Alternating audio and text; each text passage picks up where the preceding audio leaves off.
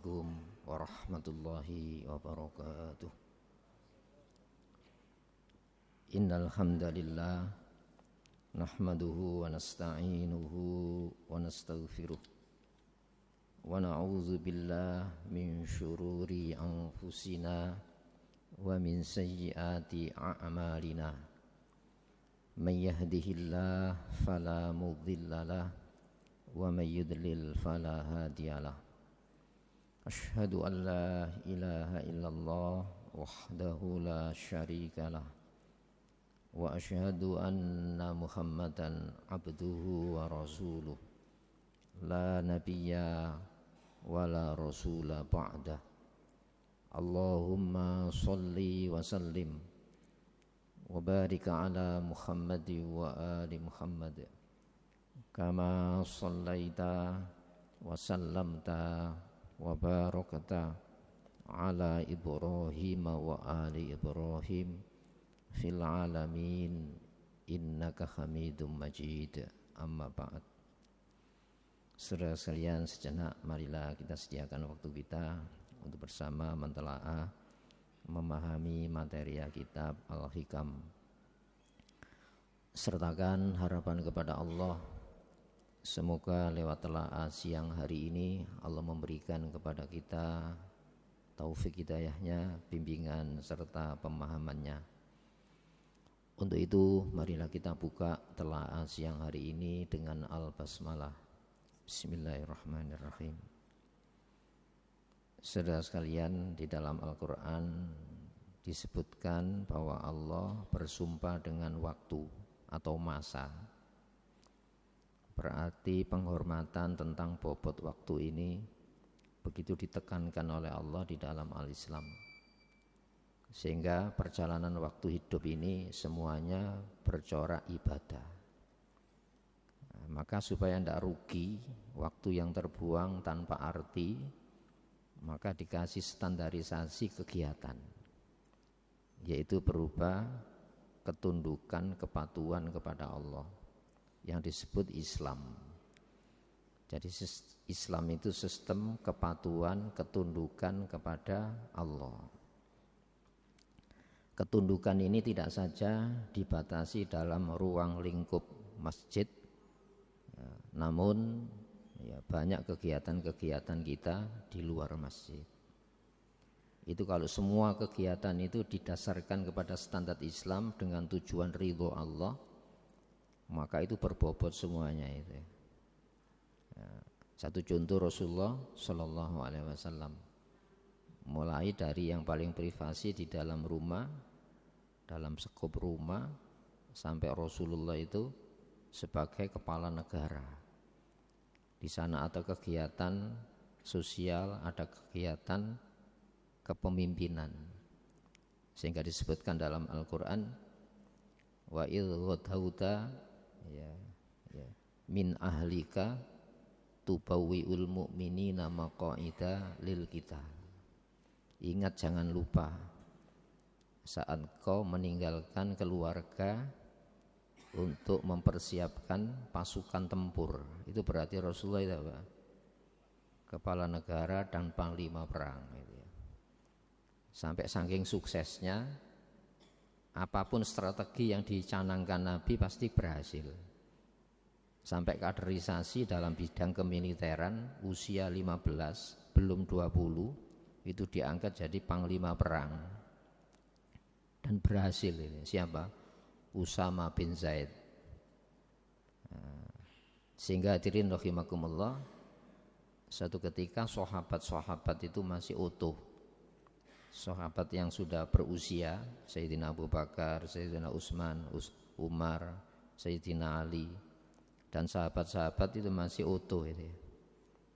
Sebelum wafat sampai sempat Nabi berpesan, jahizu jaishal Usama, persiapkan keberangkatan tentaranya Usama. Rasulullah wafat, belum terlaksana. Sahabat tidak berani menganulir keputusan Nabi, maka Usama diberangkatkan dan berhasil mengalahkan kekuatan lawan waktu itu. Usianya belum 20 tahun. Itu menunjukkan apa? Rasulullah itu pemimpin militer yang begitu cerdasnya, sehingga keterampilan mengelola, memanage pasukan tempur diserahkan kepada remaja yang usianya antara 15 sampai 20 tahun dan berhasil. Hadirin rahimakumullah, itu sisi-sisi kehidupan Rasulullah Muhammad sallallahu alaihi wasallam. Nah, kemudian kita, kalau tadi penghargaan waktu sampai dipakai sumpah, maka memanage waktu ini penting sekali. Nah, sebab perjalanan antara waktu ini akan menimbulkan dampak-dampak yang membahayakan negatif maupun yang menyelamatkan positif untuk masa depan akhirat maupun kehidupan dunia ini. Ya, ada usia yang sebegitu pendek, tapi kegiatannya itu berbobot. Maka dengan waktu yang singkat tapi kegiatannya bernilai, berbobot dalam pandangan Allah, dia dipandang sukses. Dengan standarisasi sukses Allah tentunya. Kenapa? Antara waktu ini diisi dengan taat. Nah, kita ini dipilihkan standar keislaman akhir zaman yang begitu berbobotnya standar nilai Islam itu. Coba bangun pagi, berangkat tidur, kita diajari apa? Menghadap Allah. Sampai disebutkan ayat itu, wa min ayatihi manamukum billail. Di antara tanda kekuasaan Allah, tidurmu di malam hari. Itu tanda keagungan Allah. Detik mana kesadaran kita dicabut, terima kasih. Detik mana kesadaran kita dikembalikan, itu bukan wewenang kita kan. Berarti kita dikasih kesempatan saat bangun pagi untuk apa? Melaksanakan tugas-tugas ibadah. Makanya di alhamdulillahilladzi ahyana. Segala puji bagi Allah. Kenapa? Allah masih memberikan kesempatan kita untuk beraktivitas ibadah. Ya, ahyana, yang menghidupkan kami. Ba'dama amatana. Setelah Allah mewafatkan kami. Wa ilaihin nusur, hanya kepadanya kita kembali. Nanti kita ditarik dari peredaran menghadap pemilik kita. Nah, di sini hadirin rahimakumullah, maka karena alhamdulillah itu milik Allah, tidak mungkin Allah tidak menurunkan standar yang terpuji. Larangan Allah itu terpuji kalau kita jauhi. Jangan dijadikan lewat larangan ngejar sukses, apalagi sukses jangka pendek. Lupa sukses jangka panjang. Di mana sukses jangka panjang? Akhirat. Wa innal yauma 'inda rabbika ka'alfi sanatim mimma ta'udun. Sesungguhnya sehari di akhirat itu 1000 tahun. Sehari itu 10 abad. Usia kita tidak ada 1 abad. Makanya kita alhamdulillah jadikan umat Islam akhir zaman, usia kita antara 6 sampai 70 tahun. Ini jarang yang 80, jarang. Sehingga Rasulullah menegaskan itu. Amara ummati, umatku dikasih jatah umur ma baina sittin wa sab'in, antara 6 sampai 70 tahun. Wa aqalluhum, sedikit mereka itu mayujawizu dzalik, melampaui 70. Coba sholat kita ini kan 5 kali sehari semalam. Umat muslim sebelumnya 50 waktu. Tapi 50 waktu itu ya bobot nilainya tidak seperti 5 waktu ini. Hadirin, maka kita dipilihkan kegiatan komunikasi dengan Allah yang itu jaminan selamat. Hebat enggak ya? Wasta'inu bis-sabri was-shalah. Ya, maka mintalah tolong untuk menjawab masalah-masalah kehidupan ini dengan pijakan sabar. Bi itu kan pijakan, dengan. Salat itu pendamping. Kesabaran itu pendamping. Di mana sabarnya? Orang yang kalau standar berhasil gagalnya itu hanya dunia, pasti tidak sabar. Kenapa? Dia akan berpihak kemana keberhasilan itu berpihak. Padahal ya ujiannya kan bukan gagal berhasilnya. Standar siapa yang kau gunakan supaya sukses dunia sampai akhirat? Berarti apa? Dalam pandangan Islam kegiatan dunia itu begitu berbobotnya sampai diturunkan standar antara memilih berbuat dan memilih tidak berbuat. Jadi kita tidak punya pilihan atas pilihan-pilihan Allah. Jangan pilih-pilih. Kenapa? Allah sudah memilihkan terbaik. Ini larangan, jangan ya. Ngejar sukses lewat larangan, jangan ini. Nah, maka kejarlah sukses lewat perintah yang dijalani. Kalau kamu tinggalkan standar keberhasilan menurut Allah ini, kamu gagal walaupun dunianya dikasih keberhasilan yang sejenak. Maka yang namanya sabar itu tidak ganti-ganti cara dia. Ya, dia stabil dengan caranya Islam. Kenapa? Kalau kita mengikuti cara Islam, gagal itu dikatakan berhasil. Apalagi berhasilnya kan gitu kan. Kenapa? Masa depan nanti di akhirat sehari 1000 tahun, maka tolok ukurnya bukan saya suka saya jalani, saya tidak suka tidak saya jalani. Itu artinya tidak sabar. Maka dikasih standar Islam. Nah, makanya hadirin rahimakumullah, bagaimana kita mensikapi ini? Ibnu Athaillah membuat pemetaan. Itu ya, bagaimana kita memposisikan diri terhadap pemetaan ini. Saya ini orang rugi atau orang yang berhasil? Orang yang terpuruk atau orang yang bahagia? Namun standarnya harus tepat ini ya. Maka dikasih contoh itu ya, Nabi yang raja. Tapi ada musuhnya Allah yang raja. Nabi Sulaiman raja, Nabi Daud raja, Namrud raja, Fir'aun raja. Apa bedanya? Sama-sama menguasai. Tapi hakikinya kedua raja atau 4 raja ini, yang 2 mukmin, yang 2 kafir itu standar yang dipakai keberhasilannya beda. Itu ya. Mana yang menguasai, mana yang dikuasai.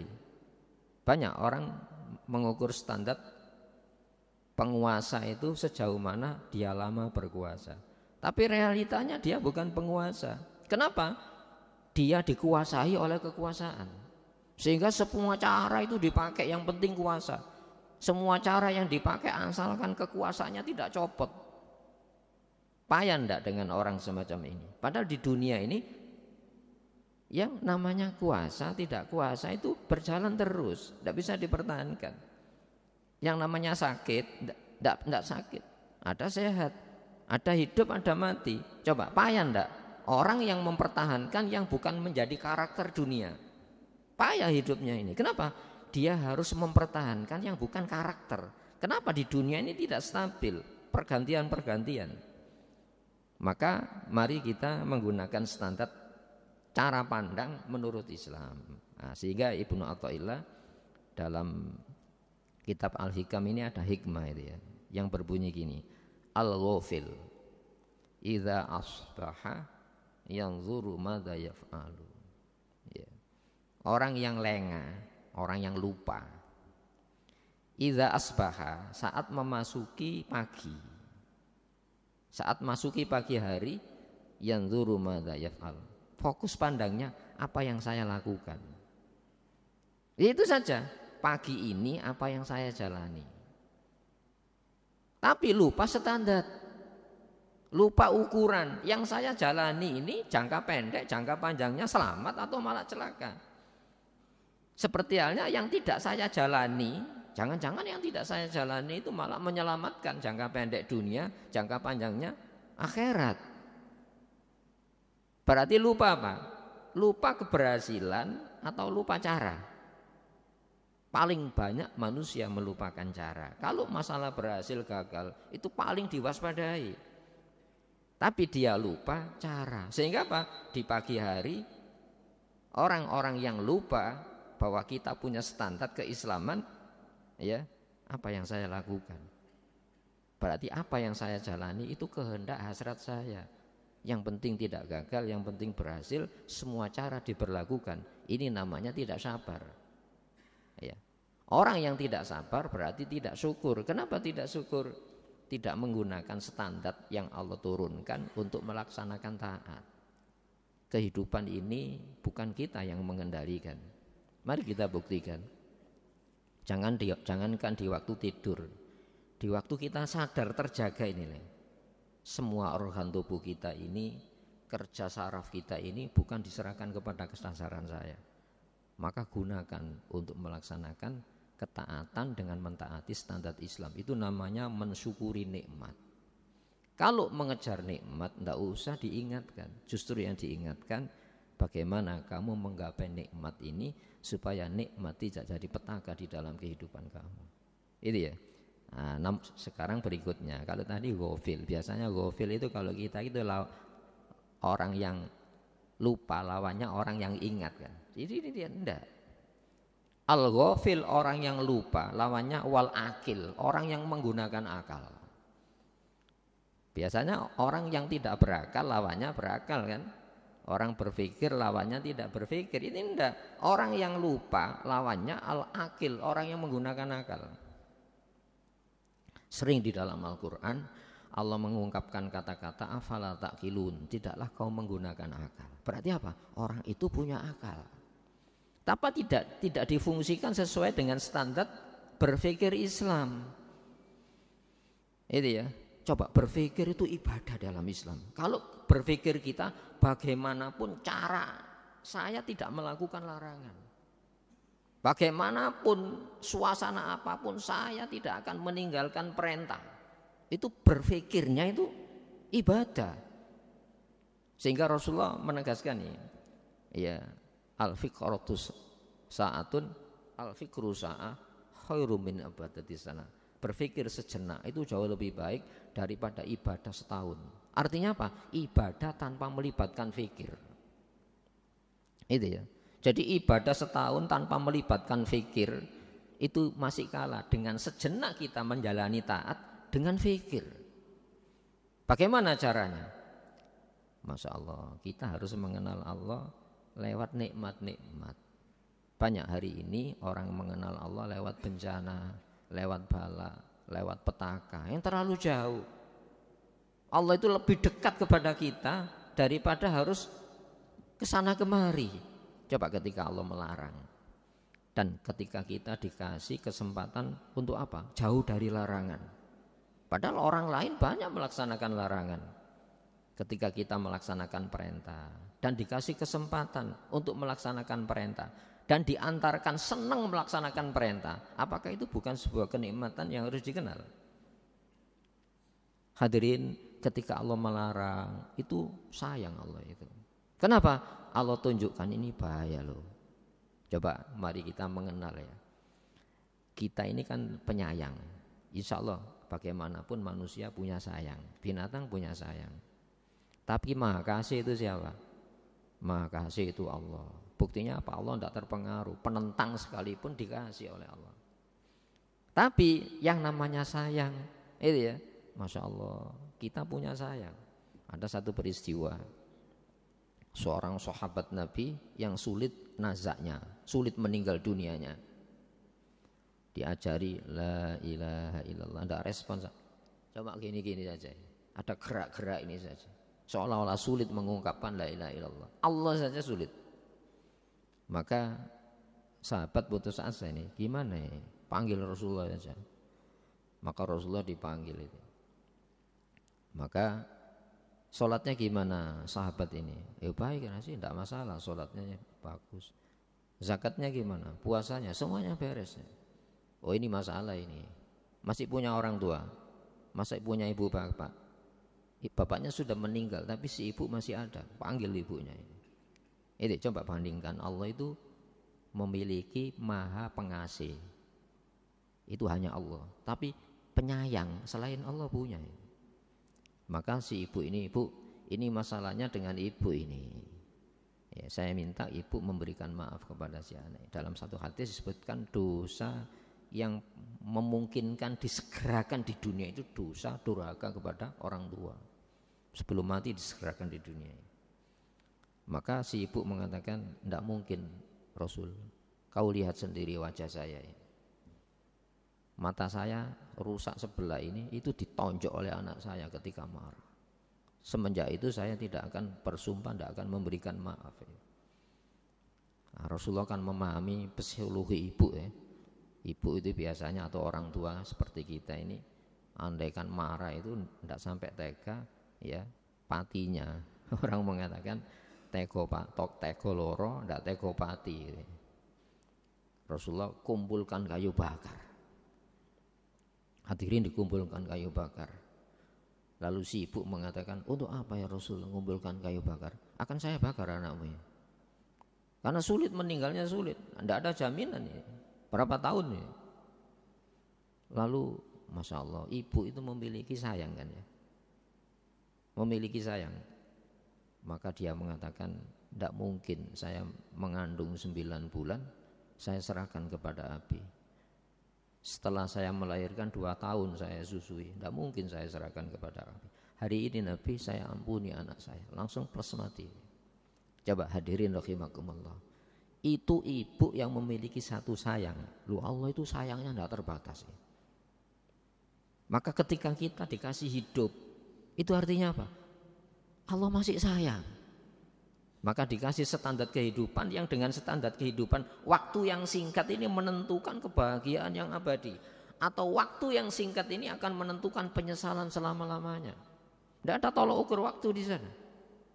Maka wal akil, orang yang menggunakan akal, ya Allah, masa Allah itu memberikan kesempatan hidup semacam ini, saya gunakan modal untuk menentang.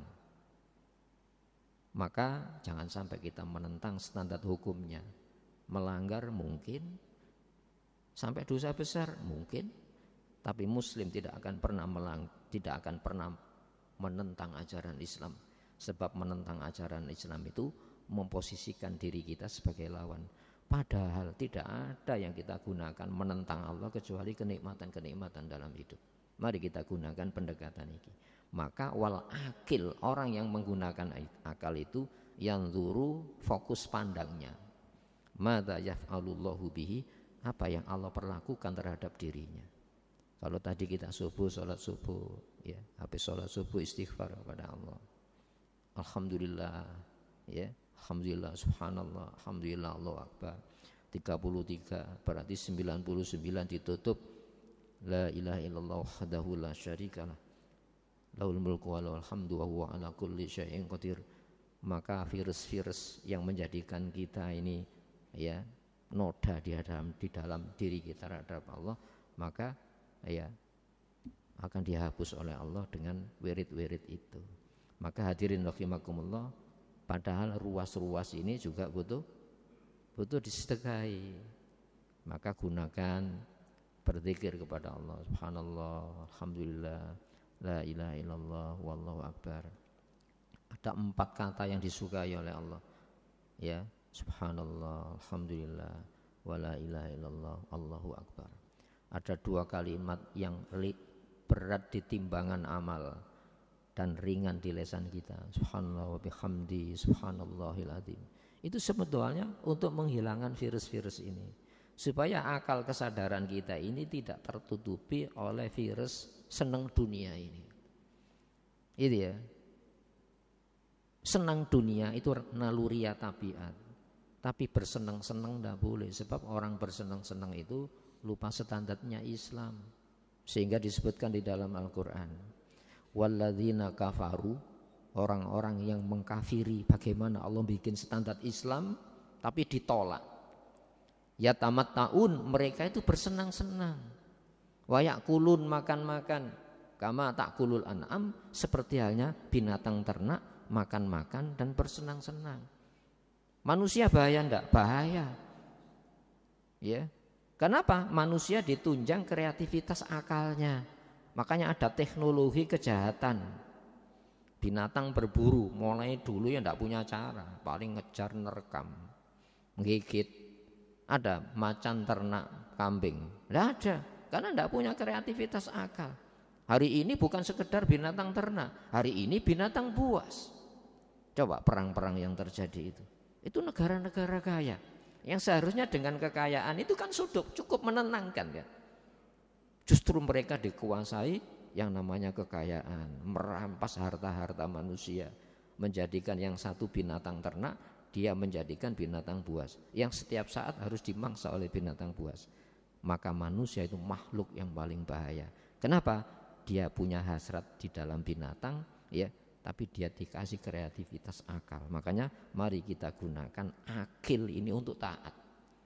Kita gunakan akal itu untuk berpikir, Masya Allah, Allah melarang itu sayang, Allah merintah itu sayang. Tidak ada kerugian maupun untung kembali kepada Allah Subhanahu wa taala. Maka tepat apa yang dikatakan oleh Ibnu Athaillah, membagi manusia antara orang yang lupa dirinya, untuk apa kamu hidup, ya. Maka dikasih standar kehidupan Islam. Jangan lupakan Islam itu. Kemudian al-akil, orang yang berakal. Bagaimana berakalnya?